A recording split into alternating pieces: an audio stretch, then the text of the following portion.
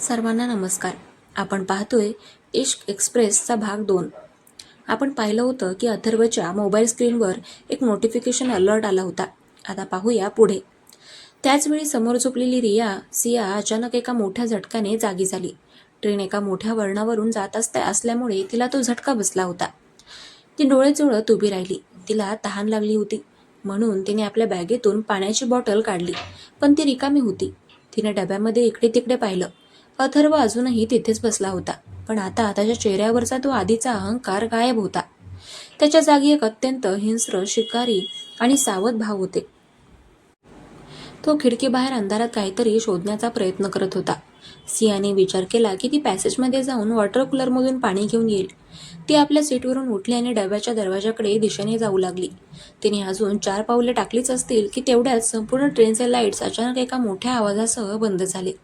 केवळ डब्यातीलच नाही तर ट्रेनचे इंजिन आणि एसीचा आवाजही पूर्णपणे बंद झाला आणि ट्रेनचा वेग हळूहळू कमी होऊ लागला. पूर्ण ट्रेनमध्ये एकाएकी भयानक अंधार पसरला. प्रवाशांमध्ये हलकी कुजबूज आणि भीती सुरू झाली. सिया तिथेच पॅसेजमध्ये थांबली.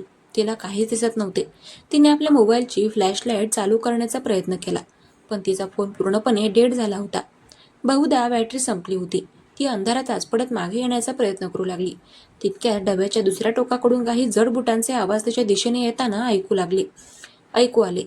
ते आवाज सामान्य प्रवाशांचे नव्हते. ते खूप वेगवान आणि लयबद्ध होते. सिया घाबरून एका सीटच्या कोपऱ्याला पकडून उभी राहिली. अंधारातच तिला 2-3 मानवी आकृत्या पुढे सरकताना दिसल्या.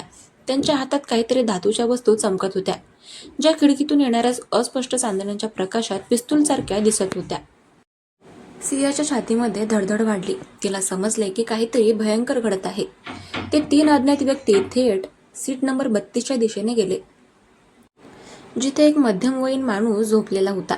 अचानक अंधारात एक खूप मोठा आवाज झाला आणि 2 गोळ्या चालल्याचा आवाज झाला आणि त्यासोबतच एका माणसाच्या ओरडण्याचा आणि रक्ताच्या शिळकांड्या उडण्याचा आवाज आला. डब्यातील प्रवासी जीवाच्या आकांताने ओरडू लागले, "वाचवा, कोणीतरी गोळ्या झाडल्या, धावा!" अशी एकच पळापळ आणि आरडाओरड सुरू झाली. प्रवाशांची गर्दी अंधारातच दरवाजाच्या दिशेने धावू लागली. सिया पूर्णपणे थिजून गेली होती.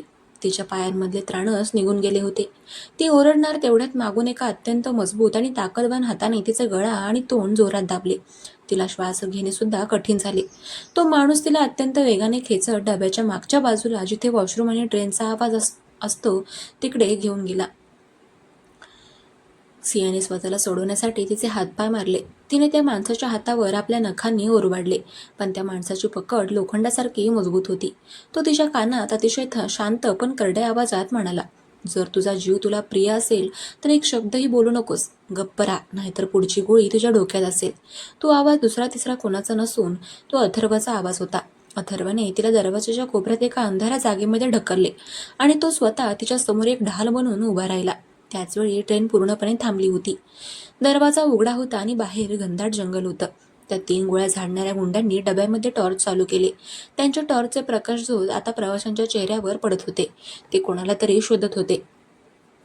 त्यातल्या एका गुंडाने मोठ्याने हिंदीमध्ये विचारलं, "तो IPS ऑफिसर कुठे आहे?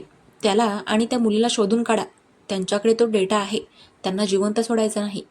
हे ऐकून सियाचे डोळे आश्चर्याने आणि भयाने मोठे झाले. तिने अंधारातच अथर्वकडे पाहिले. IPS officer?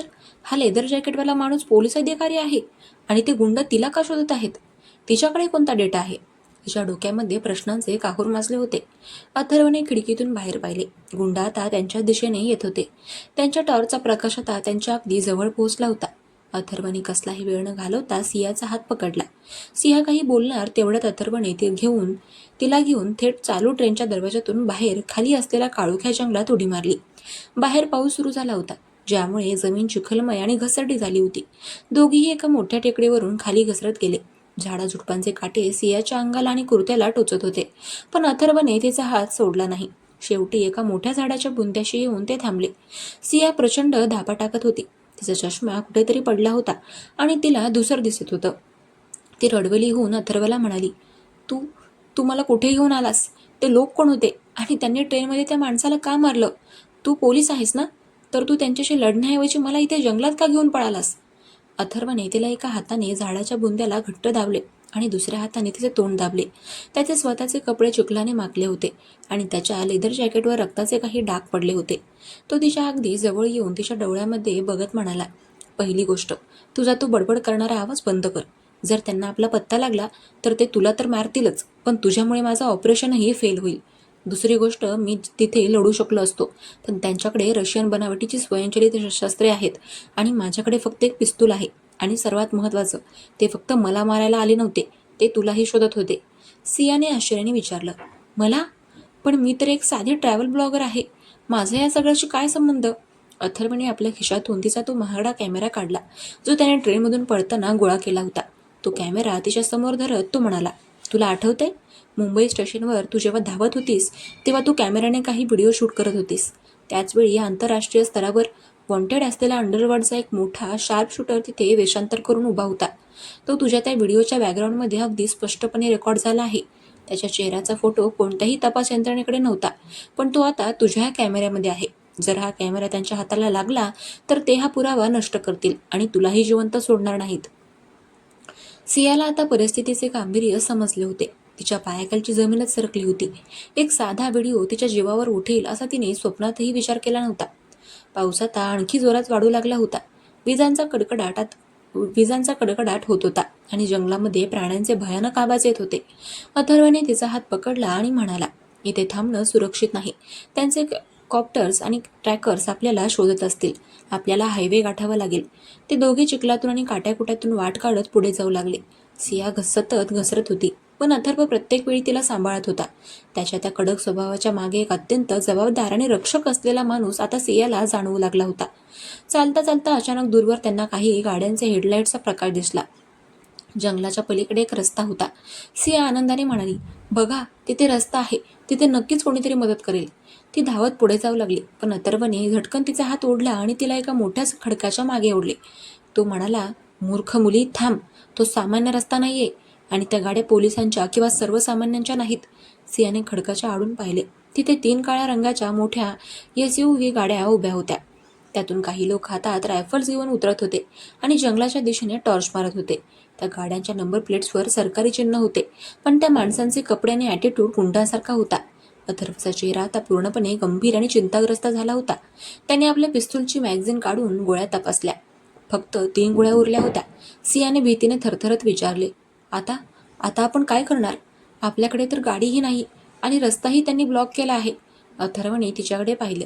त्याच्या डोळ्यामध्ये एक वेगळाच निर्धार होता. तो म्हणाला, माझ्यावर विश्वास आहे का? सियाने काही क्षण त्याच्या डोळ्यामध्ये पाहिले. तोच माणूस ज्याच्याशी तिने 2 तासांपूर्वी ट्रेनमध्ये सीटसाठी भांडण केले होते, आज तिच्या जीवाचा एकमेव रक्षक होता. तिने होकारार्थी मान डोलवली. अथर्व म्हणाला, मी त्यांना गुंगारा देतो. ते जसे जंगलात आत येतील तशी तू हळूच मागच्या बाजूने निघून जा आणि त्या गाड्यांपैकी एका गाडीत बसून ती गाडी घेऊन पळून जा. तुला गाडी चालवता येते ना? सियाने घाबरून म्हटले, हो येते. पण तू तू कसा येणार? अथर्वने एक थंड हास्य केले आणि म्हणाला, मी एक IPS ऑफिसर आहे, विसरू नकोस. माझ्या बहिणीचा मृत्यूचा बदला घेण्यासाठी मी या मिशनवर आलो होतो. या गुंडांच्या मागे जो मुख्य मास्टरमाइंड आहे त्यानेच माझ्या बहिणीचा बळी घेतला होता. मी त्याला सोडणार नाही. तू फक्त स्वतःला सुरक्षित ठेव. हे बोलून अथर्वने एक मोठा दगड घेतला आणि तो दुसऱ्या बाजूला फेकला. दगडाच्या आवाजाने गुंडांचे लक्ष विचलित झाले. तिथे कोणीतरी आहे, चला, असं म्हणत ते गुंड त्या आवाजाच्या दिशेने धावले. अथर्वने सियाला डोळ्यानेच खूण केली आणि तो स्वतः गुंडांच्या समोर गेला. त्याने थेट एका गुंडावर गोळी झाडली. जंगलामध्ये एकदा पुन्हा गोळीबाराचा थरार सुरू झाला. सियाने या संधीचा फायदा घेतला. ती अत्यंत हळुवारपणे चिखलातून रांगत त्या काळ्या गाडींच्या दिशेने निघाली. तिचा श्वास रोखला गेला होता. ती एका गाडीजवळ पोहोचली. गाडीचा दरवाजा उघडा होता आणि चावी आतच होती. तिने मागे वळून पाहिलं. जंगलामध्ये गोळ्यांचे आवाज येत होते आणि विजा चमकत होत्या. अथर्व एकटाच त्या सगळ्यांशी लढत होता. सियाने गाडीचे इंजिन चालू केले. गाडीचा मोठा आवाज झाला. गुंडांना समजलं की कोणीतरी गाडी घेऊन पळत आहे. ते मागे फिरले आणि त्यांनी गाडीवर गोळ्या झाडण्यास सुरुवात केली. गाडीच्या काचा फुटू लागल्या. सियाने जोरात ॲक्सिलेटर दाबला आणि गाडी हायवेवर आणली. पण त्याचवेळी खिडकीतून तिने पाहिलं की 2 गुंडांनी अथर्वला घेरले होते आणि एकाने त्याच्या पाठीवर बंदुकीच्या मागच्या भागाने जोरात प्रहार केला. अथर्व जमिनीवर कोसळला. सिया ओरडली, अथर्व! पण गाडीचा वेग जास्त होता आणि ती हायवेवर पुढे निघून गेली होती.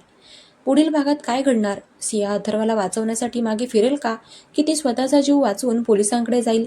कथेचा हा थरार पुढे कसा वळण घेणार हे जाणून घेण्यासाठी या कथेचा पुढचा भाग नक्की ऐका.